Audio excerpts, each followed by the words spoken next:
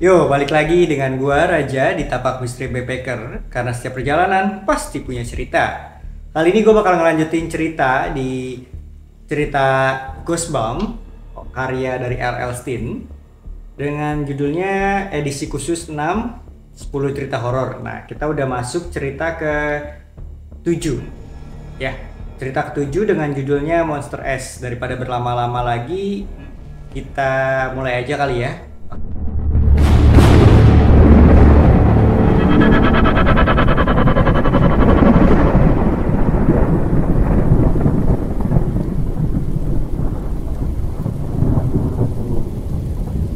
Ya, gue bakal ngebacain dengan judulnya Monster S. Kita mulai ya. Monster S. Tepat pada saat aku melangkah masuk ke kamarku, aku mendengarnya. Ada orang di dalam lemariku. Aku berjingkat-jingkat ke pintu lemari, lalu menarik napas panjang dan mengempaskannya. Kena kau, teriakku. Yai! Adikku Jessica menjerit nyaring. Kucengkram lengannya dan kutarik ia keluar. Max, kau membuatku ketakutan setengah mati. Ia merengek, disentakannya lengannya dari cengkeramanku. Yah, kau kan jadi super ketakutan kalau aku sampai memergokimu mengacak-ngacak barang-barangku lagi, tegasku. Jessica itu suka sekali membongkar-bongkar barang-barang milikku. Mama sih bilang supaya aku bersabar soalnya umurnya kan baru 6 tahun. Dan seterusnya. Dan seterusnya. Tapi diusik oleh adikku setiap saat aku meleng. Benar-benar menyebalkan. Dan yang paling menyebalkan adalah semua orang selalu mengatakan betapa kami mirip satu sama lain. Padahal aku tak pernah melihat di mana letak kemiripannya. Memangnya kenapa kalau kami sama-sama punya rambut coklat dan mata biru? Kan banyak orang yang seperti itu. Jessica itu cewek yang cengeng. Sedangkan aku anak cowok, umurku 12 tahun dan aku seorang atlet. 2 kali berturut-turut aku membawa tim hokiku memenangkan 2 piala MVP. Apa yang kau lakukan di sini? Tuntutku. Aku cuma ingin meminjam beberapa pakaianmu, Jessica berkata. Aku menatapnya. Pakaianku kan terlalu besar untukmu, tukasku. Sepertinya aku masih harus mengatakannya padanya. Bukan untukku kok, untuk Stinker. Kuplototi dia. Jessica, kalau kau kenakan pakaianku pada Stinker, kau dalam masalah besar. Stinker itu adalah anjing gembala Jerman piaraan kami. Jessica mencebik. Dia pasti bakal kelihatan keren. Kudorong Jessica keluar dari kamar dan kuikuti dia sampai ke koridor. Lalu kubanting pintu hingga tertutup. Jangan masuk ke kamarku lagi, perintahku padanya. Aku turun ke dapur. Bowen dan Steve, teman-teman tim hokiku, duduk di meja, melahap biskuit. Steve adalah sahabat karibku. Hey guys, aku mau mengumumkan. Benar si Jessica tadi di atas. Ia ingin mengenakan pakaianku pada anjing kami. Au, imut banget, ujar Mitch. Atau Bowen. Dengan suara dikecilkan, seperti suara anak cewek. Kami semua tertawa. Ulurkan tanganku di bawah meja dan menepuk-nepuk Stinker. Jangan khawatir Sting, kataku. Aku tak akan membiarkan Jessica menyiksamu. Aku mendengarmu loh. Jessica berdiri di ambang pintu. Aku bukannya mau menyiksanya kok, cuma mau mendandaninya. Tuh, Jessica ada di sini. Sana lari Stinker, teriakku. Mitch dan Steve dan aku tertawa gelak-gelak. Sebaiknya kau bersikap manis padaku, Jessica mengingatkan. Atau kau tak akan mendapatkan hadiah apapun dari Sinterklas. Lalu ia terbang meninggalkan ruangan. Ih, takut, ejeku di belakangnya. Aku dapat, yes, jerit Jessica. Dilemparkannya bungkus kado itu ke lantai, diangkat tangannya yang menggenggam boneka yang lain lagi. Aku tak tahu di mana lagi ia akan meletakkan boneka itu. Soalnya ia sudah punya sekitar 20 boneka. Mungkin dengan semua boneka itu kau akan berhenti menyiksa Stinker, godaku. Aku tidak menyiksanya, bentaknya. Aku cuma memakaikan kaos kaki dan kaos oblongmu padanya kok. Ya ampun, pikirku. Ia menandani Stinker dengan pakaianku, bahkan setelah aku melarangnya sekalipun. Tapi pikiran itu langsung lenyap dari benakku. Kuulurkan tanganku, meraih sebuah kotak besar dengan namaku tertulis di atasnya. Kemudian ku sobek bungkusnya. Hebat, teriakku. Sepatu skate untuk main hoki es.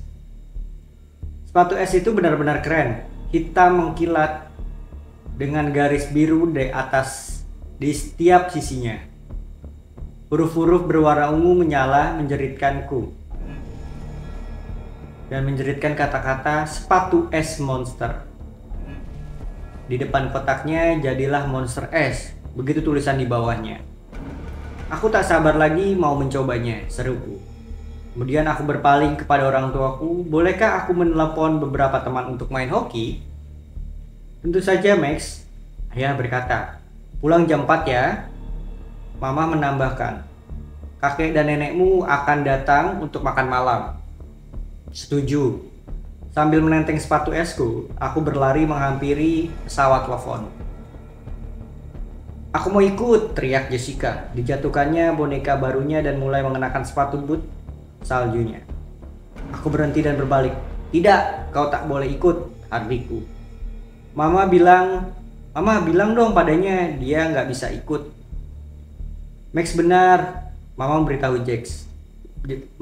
Jessica. Tak ada yang dapat mengawasimu sementara Max sedang bermain hoki. Gak adil, teriak Jessica. Ia berlari ke kamarnya dan membanting pintu. Mama mendesah, pokoknya ingat ya, pulang jam 4. Beres Mama, aku berjanji. Kami berdelapan bertemu di kolam setengah jam kemudian. Sepatu esmu keren banget, komentar Steve. Waktu itu kami sedang duduk di bangku taman sambil mengganti sepatu. Aku melangkah ke atas es. Sepatu es ini benar-benar membuat luncuran yang hebat. Aku melakukan gerakan-gerakan meluncur yang panjang dan pelan.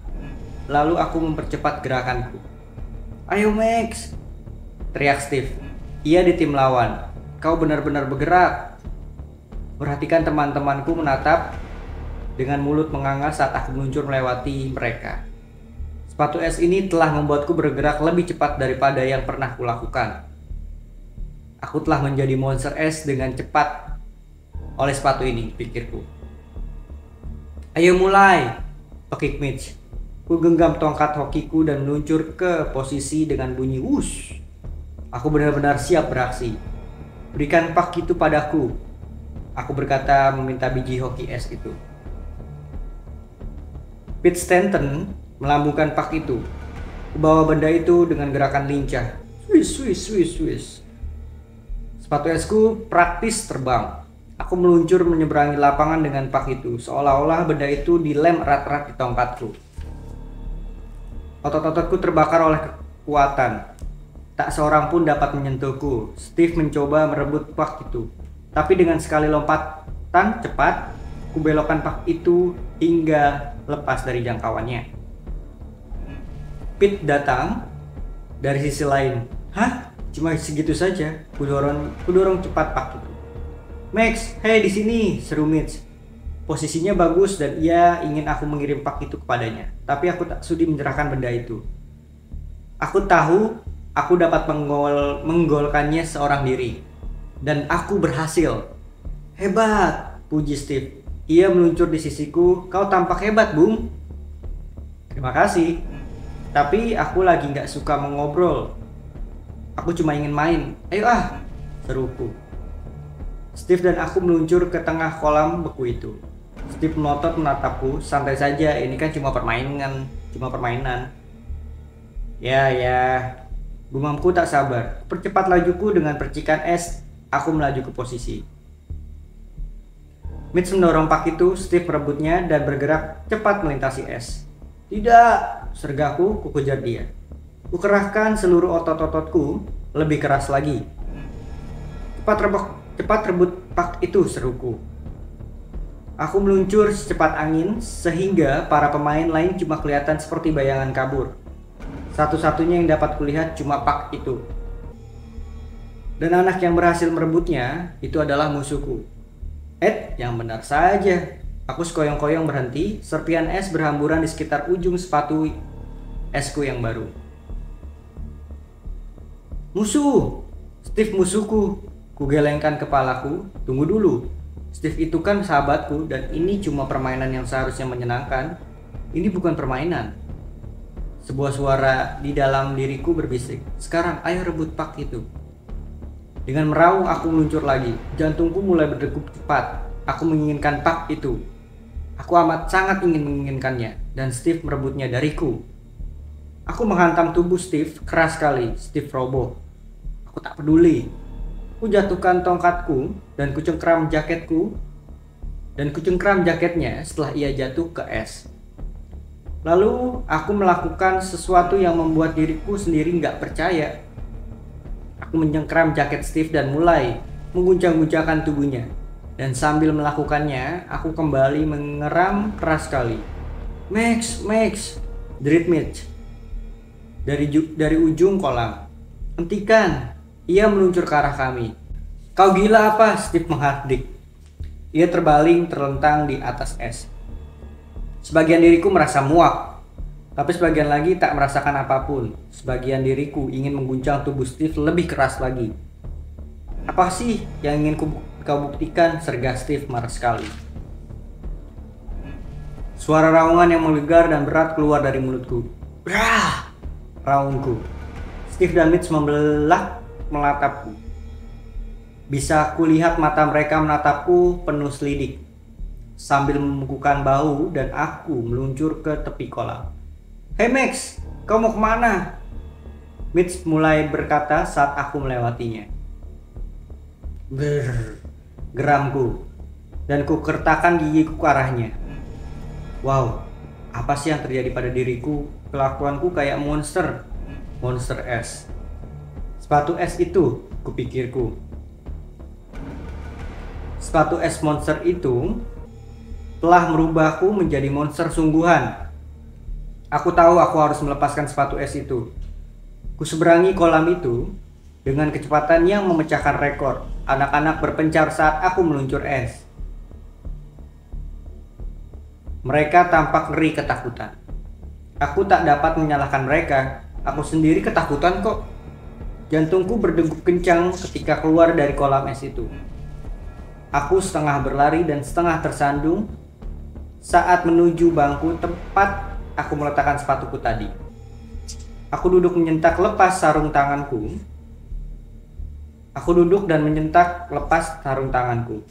Tanganku, keduanya dilapisi oleh bulu yang tebal dan hitam. Kuangkat tanganku dan kurasakan wajahku. Seluruhnya berbulu. Kurenggut tali es sepatu itu. Kuraba simpulnya, tanganku yang berbulu semakin lama semakin kikuk. Keduanya mulai tampak seperti cakar. Akhirnya aku berhasil melepaskan sepatu es itu. Lekas, perintahkan diriku. Yang satu lagi berhasil lolos. Kudorong sepatu monster itu dariku. Kutatap kakiku, jemariku yang besar dan gendut-gendut menerobos keluar dari kaos kakiku. Bulu-bulu yang tebal dan kusut menyembul keluar dari atasnya. Perutku serasa berakrobat. Tahan Max, kutegur diriku. Entah bagaimana aku akhirnya berhasil duduk tegak dan menarik napas panjang. Sepatu es itu sudah berhasil kulepaskan. Berhasilkah usahaku? Kupejamkan mataku dan menunggu. Kulitku mulai terasa geli. Bulu-bulu itu bagai ditarik kembali ke dalam kulitku. Rasanya nggak sakit sih, cuma geli sedikit. Aku melihat ke bawah. Jemari kakiku kembali lenyap di balik kaos kakiku. Aku mulai merasa lebih tenang. Tidak terlalu bersemangat seperti tadi. Tidak terlalu marah seperti tadi. Yes, berhasil. Aku berteriak keras sekali. Suaraku juga sudah normal lagi. Tak ada raungan atau geraman. Ku ambil sepatu es itu dan berlari pulang. Setibanya di kamarku, aku sudah terengah-engah kehabisan napas. Ku jejalkan sepatu es itu ke dalam lemariku. Aku harus kembali ke kolam. Aku harus mencari cara bagaimana memberitahukan Steve apa yang telah terjadi. Aku menghambur keluar dan berlari ke kolam. Untung beberapa anak masih di sana, termasuk Steve. Waktu melihatku, Steve menyenggol Mitch. Tak lama kemudian, semua anak sudah melototiku. Apa yang akan kukatakan kepada mereka? Bahwa sepatu es baruku telah mengubahku menjadi monster. Steve, ujarku. Aku benar-benar menyesal, men. Ia menatapku lekat-lekat. Gak apa-apa kok, jawabnya. Tapi kenapa sih kau melakukannya? Itu leluconku yang paling tolol, aku berkata sambil menunduk. Aku benar-benar merasa tolol dan ngeri. Soalnya seperti aku bilang tadi, Steve itu kan sahabatku. Ya, itu gak lucu, bentaknya. Aku tahu, aku benar-benar menyesal, gumamku. Baiklah, jawabnya. Kurasa kita akan main skate lagi kan? Sampai ketemu lagi ya. Steve pulang bersama Mitch dan Pete sambil meluncur di atas sepatu es mereka. Aku tidak membawa sepatu esku, jadi aku nggak bisa mengikuti mereka. Aku berjalan pulang dengan susah payah. Steve dan aku sudah sering kali bermain di kubu yang berlawanan, tapi aku tak pernah mencoba menyakitinya. Aku khawatir aku telah kehilangan sahabatku untuk selamanya. Aku naik ke kamarku. Kuletakkan tanganku di kenop pintu dan terpaku beku. Suara-suara dari balik pintu kamar. Oh tidak, Jessica. Ia menyelinap ke kamarku lagi. Apakah ia menemukan sepatu es baru yang kusimpan di dalam lemari itu? Kumpaskan pintu kamarku. Jessica tampak berdiri di tengah kamar. Jessica, bentakku kehabisan napas. Kau tidak memakai sepatu esku kan? Jangan mimpi, kata Jessica. Aku menarik napas lega. Tapi kupakaikan pada stinker, serunya. Apa? Aku berbalik ketika seekor makhluk raksasa yang meraung galak sekali melompat menerkamku dari dalam lemari. Coba lihat dia, Jessica tertawa. Ia jadi monster es. Oke, itulah akhir dari cerita Monster S. Ya, sedikit sinopsis aja sih. Jadi ya menurut gue ini bagus sih ceritanya ya. Karena si Max punya adik nih. Nah, si adiknya ini itu sering banget datang ke kamarnya dia untuk ngotak-ngatik barang-barangnya si Max, si Jessica namanya. Suka ngambil bajunya Max, dipakein ke anjingnya yang namanya Stinker. Nah, kebetulan si Max ini punya sahabat namanya Steve.